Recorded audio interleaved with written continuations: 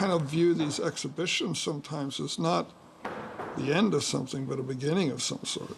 Like you see them for the first time sometimes, you see them out of their context, and you can think about them differently, and then you start again.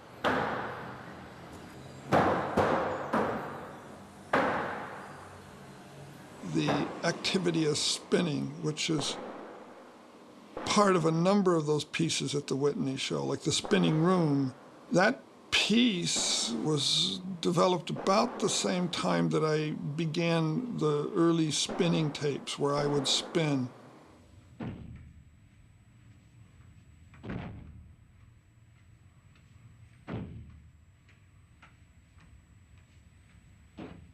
I'm in this building called the Broadway Building, and it's a building that USC had that they gave students, graduate students. And it was a completely empty building, and I was the only graduate student that actually took, the rest of them stayed in the studio down by the campus. I moved up to this Broadway building, which is like 7 floors, and it was the induction center for World War II in Vietnam.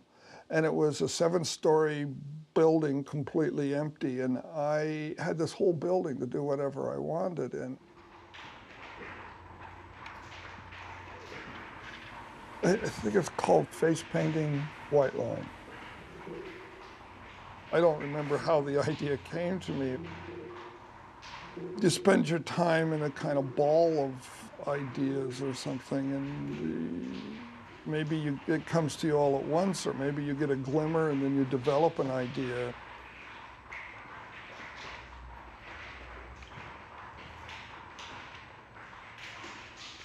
This one, I had done, just prior to this, I'd whipped a wall with paint. The paint was a combination of motor oil and paint.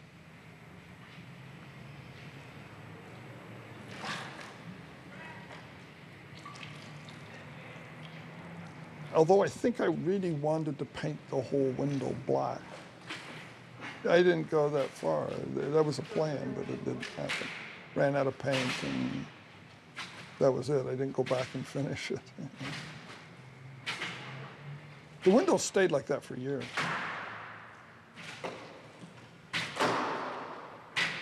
And the tapes were sort of, in the beginning, were very much about me as the artist, just using whatever in the room, the architecture, the doors, very minimal. With pieces like in Sailor's Mead, I cover my head with like tape or butter or something. Like the first thing that happens is to cover the face.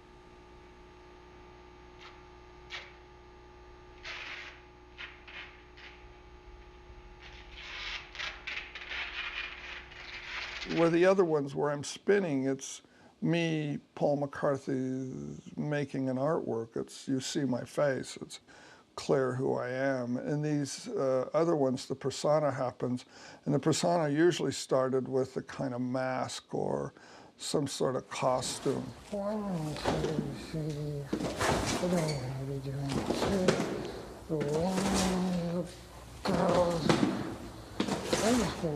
I was kind of a class clown, and so there was always a sort of performative doing like a kind of making people laugh or something like that, when I was in school.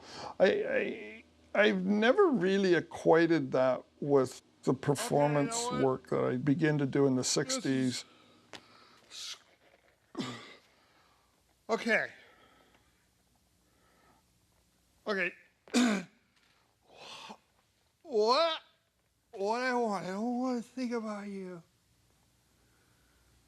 Just try to listen. Try to listen to what I have to say. Don't pay much attention. Try to stick with it. Try to listen. Try to listen, try to move, try to think about no, interference. Try not to think. Try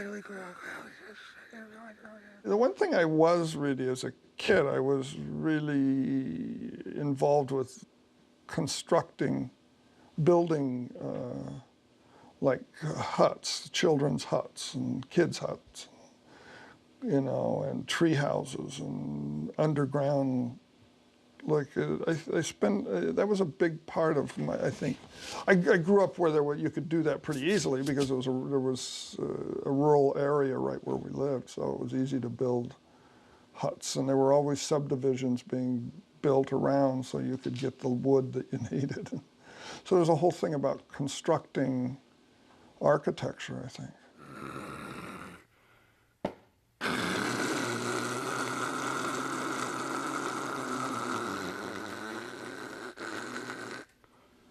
'87, I got asked to do a piece in a cable station, and I did Family Tyranny.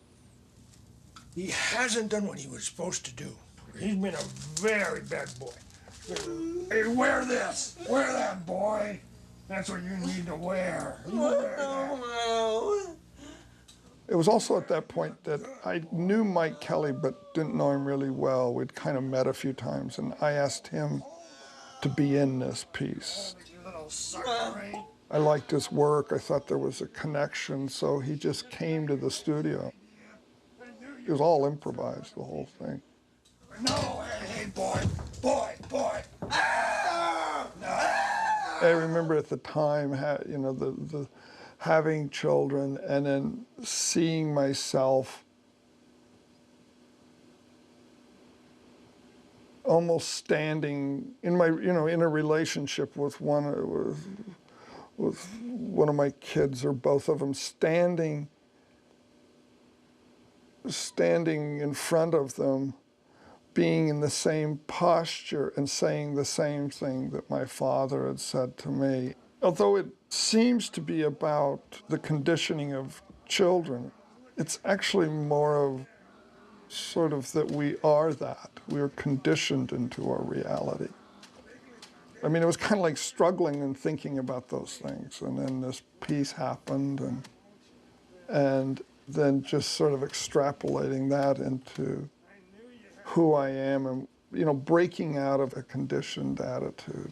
Calm down here, calm down. Time to go to school, Dad. No, son, go to school. Don't leave your dad here alone. My dad and I had an ongoing relationship since I was a kid. We always did things together, from playing baseball to skiing to building the house to helping him as a kid, kind of playing and making art when he was in the garage. It was kind of like I always felt like that was a part of my world. So it was not there's never a moment where we feel like it's not working together as much as we're doing something together. And it was kind of like, seemed right that we were supposed to kind of create this madhouse thing.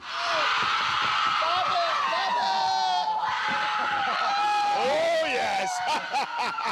Oh, yes! Since I was kind of young, I had like a fascination with the Pirates of the Caribbean ride. I talked to him about making a pirate movie and kind of turning this ride into a movie. Captain! Yes, sir. Hi, sir! And then one thing kind of turned into another, and then we started sitting down and talking about it, and it unfolded into something that was kind of more than what I thought it would do. It always seemed like what Hollywood is trying to do with a movie, but then can never do it.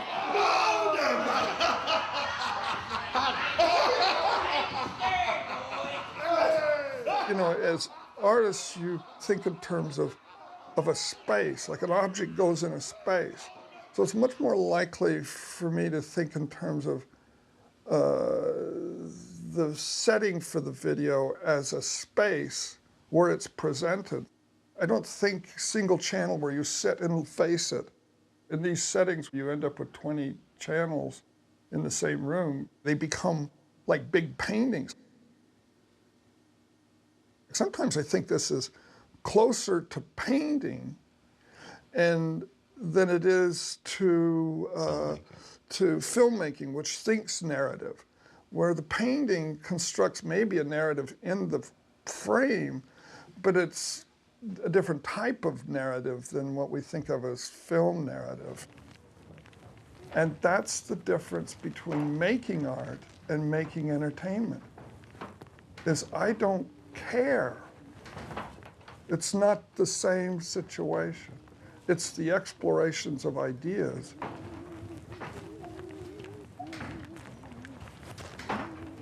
I'm not trying to satisfy an audience.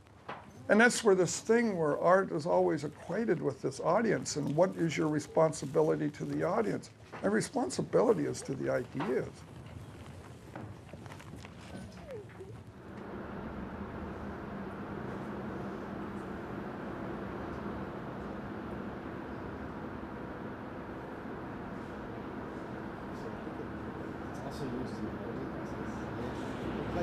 Some of it really is just about letting something go and then finding something in there. And then some of it is really about directing it and knowing pretty long ahead that that's what's going to happen. It's the process of making the sculpture begins to be interesting in the obsession to get it right. It's okay. Sure. With repairing this arm, Just yeah, we attached it. that's right. It broke. Yeah, that wasn't what we were hoping. That's okay. That's totally okay. Okay. I'm actually interested in Greek sculpture, this notion that the God is endowed in the sculpture itself. Sculpting not for the point of making a shape, but for the point of like as if you're stroking an arm. I was asked to do a piece for the World's Fair, and I came up with this idea of making inflatable 80-foot Pinocchio sitting on a stack of books. Instead of having a Pinocchio head, I put a cube head on it. I was really into the aesthetic of this vinyl full of air.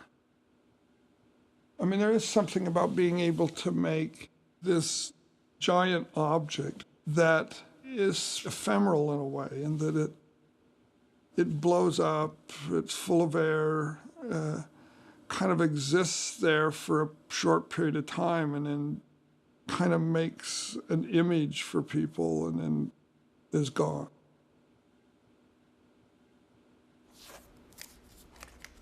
A lot of what goes on is a lot about the practice of making art. My work seems to be about tearing down, opening up conventions, I guess. These individuals that affect the world, in one way, they're real. In another way, I saw them like Mickey Mouse or Santa Claus, like some sort of fabricated sculpture.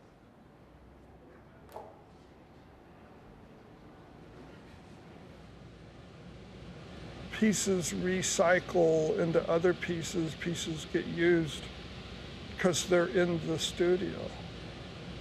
Like the Hummels go on for years. The Hummel comes from Bavaria. It's a ceramic figurine that's mass produced. Lots of people collect them. Some people had sent me Hummels over the years. So I would end up with these Hummels. And one day I just decided to make one. And then it kind of clicked as a forum that I would sort of just say, make this Hummel, or let's make this Hummel. And then it would start forming, and then it would begin to abstract. It just keeps going. You know, there's always one or two or three or four or five going on, you know, at different scales. I'm not really at this point going out of my way to go pick ones. It doesn't seem necessary, you know, like any of them will do. Something to act on, something to alter and to shift, like this way of working through ideas. Question is how far to Smash it in there. just take that sucker and like that. I think that's maybe too long. Yeah, but we Once you pounded go all the into way that. in. Also what's going on with the Hummel is the nature of the sculpture itself, which is this idea of purity and cleanliness. I mean, I kind of believe that hygiene is the religion of fascism.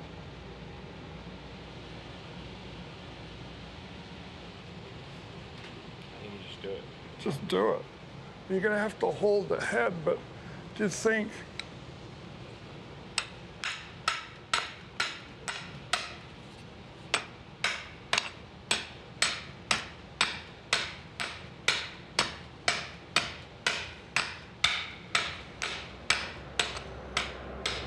between two people and myself, the sculpting may go on for weeks. And it's always about adjusting this, adjusting that, adjusting this.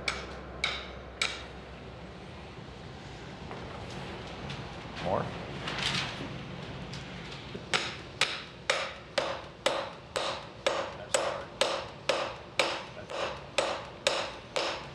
No, I don't think so. I think I'm hitting foam.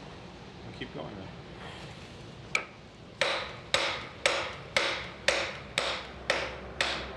It's very spontaneous, and I know that there are people watching, and the fact that they're watching is a reason to do it. And it's kind of like that moment where, yeah, let's see, all this time has gone into something, and then you destroy it. You destroy the effort. Okay. I can't tell you why. The why and the answers to why it's being done, it's in the work. It's not in what we say here. Because, and certainly not what we say here when we try to answer a question in 20 minutes to something that is intentionally and purposefully entangled.